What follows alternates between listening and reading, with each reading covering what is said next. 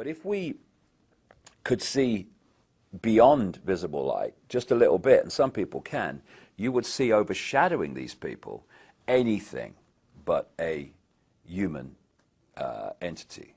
And it's these entities that have passed through what we call history, and they have been the cement, the guiding force that has brought this conspiracy through to the present day.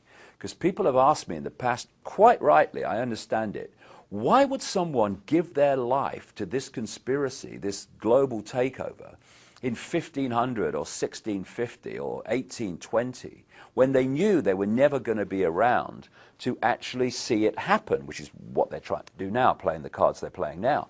The answer to that is they were just vehicles. These entities are the common force passing through history, which has led this conspiracy to where it is today. And the idea is to so tie up the world that they make everywhere in the world dependent on everywhere else in the world, which means that no one has control over their own destiny. It's all in the hands of other people and situations that they have no control over. That's the idea. People talk about the prison planet. The prison planet is the human mind in prison. That's what it is. But if you keep going, because you want to know the origin of this, then you go out of this reality called visible light. You go out of this into other levels of reality. If you go to a stage hypnotist show, what do you see? You see stooges on the stage, and then you see the hypnotist, and he goes along and he uses his techniques to implant a belief in reality into the stooges. He might tell them there's an elephant in the audience. He might tell them that the woman next to the person is naked. And when you start to understand how we create reality and decode reality, you can see how simple this is. The brain is decoding reality like a computer decodes information and puts it on the screen. However, if you program the computer to read the information in a certain way, then it will.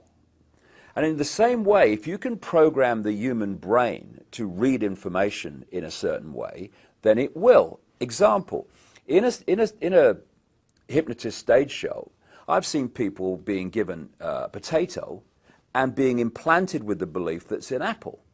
Now, when they eat that, normally they would reel back a raw potato, but they don't, because the electrical signals carrying the taste of that potato go to the brain and normally would be decoded as a potato. Because of the implanted belief it's an apple, it decodes that as an apple, and they actually taste an apple. I've seen people in a hypnotist stage show being told that when a certain code is given, they're going to smell something horrible.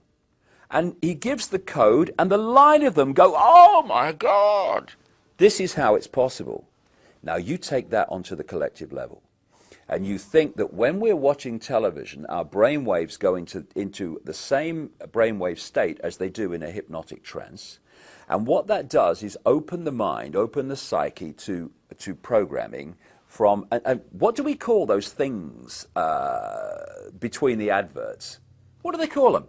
Programs, television programs. It's television programming.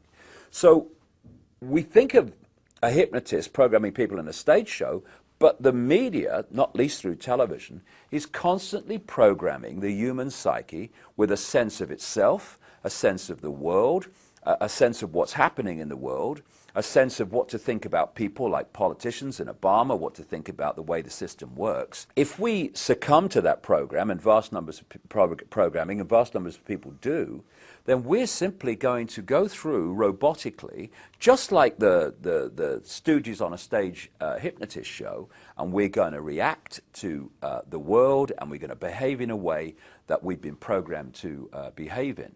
And this programming is 24/7. And another aspect of this program we laughingly call education.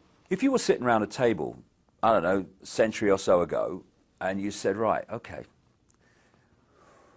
we want to turn out children as the adults we want them to be, So they're easily controllable, they're easily manipulatable, and they'll see the world and themselves the way we want them to see it. Now, any ideas around the table how we could do this? Someone might say, well, I'm not sure they'll have this, but I tell you what would be perfect. We take the children from their parents at a very, very early age, and throughout their formative years, up through school and college and university, we have control of what goes into their heads, into their minds, like at least 5 days a week, most days of the year.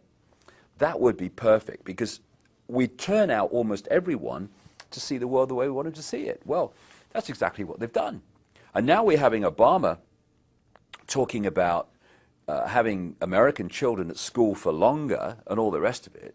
And it's all part of the process of, A, giving the children more time under the state's control and influence than the parents, and also having more time to program the young people to see the world and become the adults that they want them to be. There's one area that's very important to understand in how people apparently come out of nowhere to positions of power and influence, like they say, or lots of people believe that Obama came out of nowhere. He was prepared for a very long time to do what he's doing now. These people do not do ad lib. They don't do make it up as you go along. It's all projected a long way forward.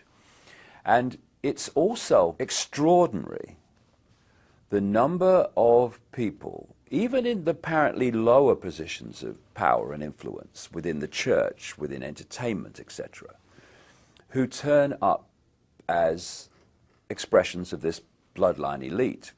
And I've understood this over the years, having met people who've been on the inside. I'll give you one example. I communicated with a guy who lives in America now, living under another name, but he was an unofficial Rothschild.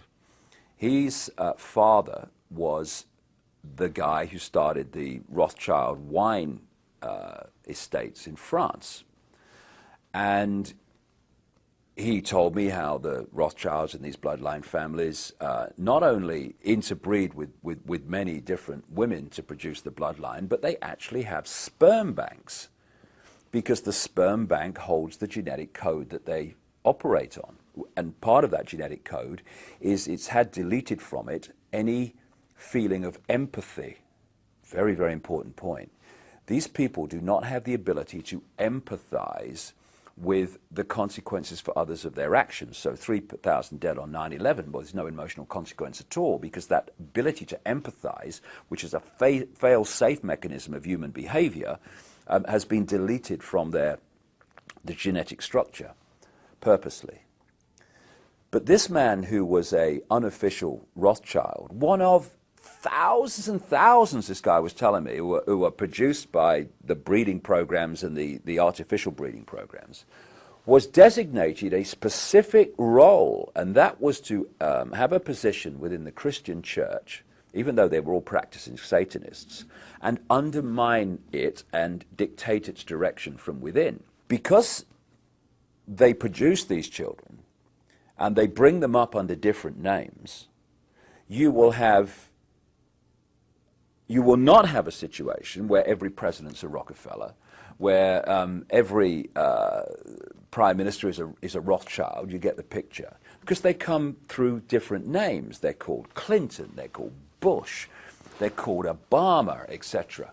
But forget the name, the genetic structure, the bloodline is the same. And this bloodline filters down, not just at from the high positions, but right out into mainstream society. Why do some artists who have a certain amount of talent, some not very much, why do they get picked up by the corporations to become these big influencers of young people and other people through the entertainment and the music industry, and others with incredible talent never get off the ground? It's because they are chosen. The scale and fine detail in which these opinion formers right across society, from entertainment, media, through to politics, etc., are actually brought through from childhood to do those things is absolutely incredible. And when the lid really comes off this, and it's coming off, then people are going to look at the world they've been living in and see just, even if people now think, yes, it's a controlled world, whoa, wait till you see the level of control. And they have their people all over the place in all these different institutions, religions, etc., to push society in the desired direction. When he left the body, everything from the beginning, my birth, my ancestors, my children, my wife, everything comes together simultaneously. I saw everything about me and about everyone who was around me. I saw everything they were thinking now, what they thought then, what was happening before, what was happening now. There is no time, there is no sequence of events, no such thing as limitation of distance, of period, of time, of place. I could be anywhere I wanted to be simultaneously. That is who we are.